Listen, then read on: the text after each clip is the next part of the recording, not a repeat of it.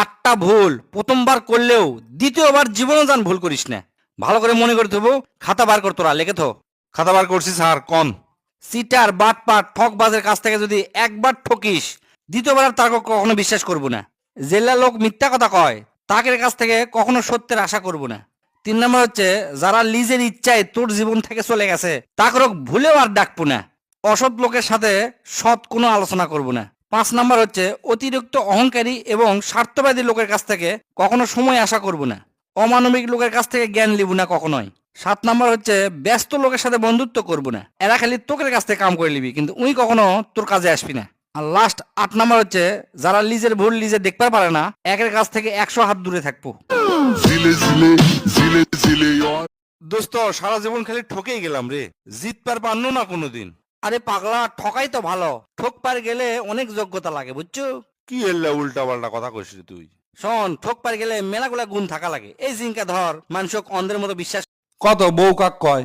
যাই বিয়ার পর তো কখনোই শান্তি থাকবার দিবি না, কিন্তু তোর শান্তির জন্য সকাল বিকাল আল্লাহর কাছে দোয়া করবি। ক্যারে, তুই বলে তোর স্বামীকে ডিভোর্স দিব, তোর স্বামীর সাথে বলে বনিবনা হচ্ছে না, তার মধ্যে তোর বান্ধবীরাও বলে তোকে বলে ছাড়ে দেবার কছে, যে ভালো না লাগলে ছাড়ে দে, তোর চাকরি আছে, তোর চিন্তা কিসের, এগুলা বলে তোকে উল্টা পাল্টা বুঝাছে। হ্যাঁ, সারে দেবো ভাবিচ্ছি। শোন, আমি তোর বন্ধু, ভালো বন্ধুরা কখনো খারাপ পরামর্শ দেয় না। তোকে আমি একটা ভালো কথা কই, তুই কখনো তোর স্বামীকে ছাড়ে দিস না, যতই ঝামেলা হোক তোরা মিটেলে। কারণ শোন, আমি কই, বিয়ে ছাড়ে দেওয়ার পরে 3-4 মাস তোর ঠিকই ভালো কাটবি, কিন্তু তারপর থেকে তোর কিন্তু একের পর এক খোটা শোনা লাগবি। কৃষক তোর ডিভোর্স হলো, তুই ভালো মেয়ে হলে তোর ডিভোর্স হলো নি, এটা বিভিন্ন খারাপ কথা কবি, তো খারাপ কবি। এখন জিঙ্গা তুই ইচ্ছা মতো ঘুরে বেড়াচ্ছ, তখন ওই ডিভোর্স হওয়ার পরে আর বড় মুখ করে ঘোরা পারবো না, নিজেকে সবসময় ছোটো মনে হবে। আবার যখন আরেকটা বিয়ে করবো, সেই স্বামীর ছোঁয়ায় প্রথম স্বামীর কথা তোর মনে হবে, মানে তোকে এত বাজে লাগবে তুই নিজেই বুঝতে পারবো না।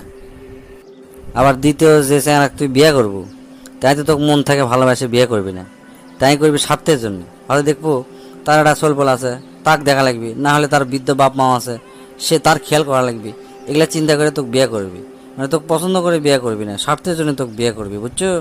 আর প্রথম স্বামী তোকে মন থেকে ভালোবাসছে, যতই এখন ঝগড়া হোক সব ঠিক করলে। আর ডিভোর্স কখনো কাউকে সুখ দিতে পারে না। এখন হয়তো তোর মনে হচ্ছে যে ডিভোর্স হলে তুই বেঁচে যাবো, তুই বেঁচে যাবো ঠিকই, কিন্তু একা হওয়ার যন্ত্রণা তোকে শেষ করে দিবি। কুটিও ঠিক মতো চলাফেরা করতে পারবো না, সব সময় নিজেকে হীনমন্যতা মনে হবে, বুঝছো? আর মানুষের আলগা পিড়িতে তুই অতিষ্ঠ হয়ে যাবো। আর ইসলামী দৃষ্টিতে যদি ডিভোর্সের কথা তো